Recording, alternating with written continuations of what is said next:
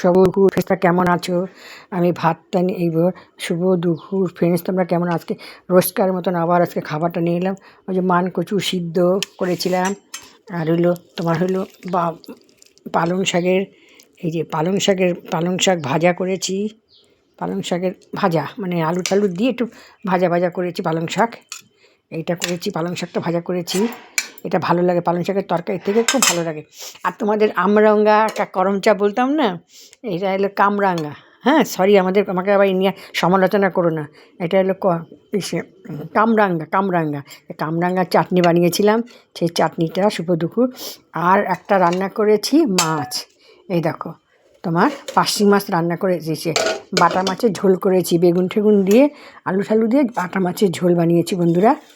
এই দেখো বাটা মাছ বেগুন দিয়ে আলু দিয়ে এই যে বাটা মাছ রান্না করেছি। হ্যাঁ,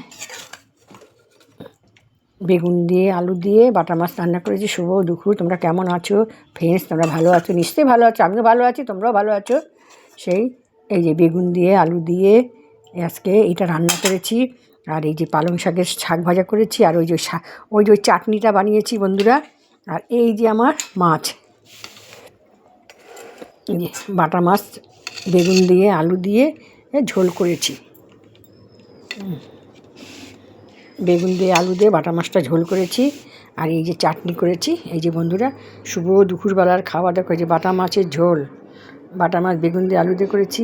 আর মান কচু সিদ্ধ, আর পালং শাক, আর ওই যে কামরাঙ্গা না কি একটা বেশ বলে না, আমি বললাম না করম চা না, কামরাঙ্গা।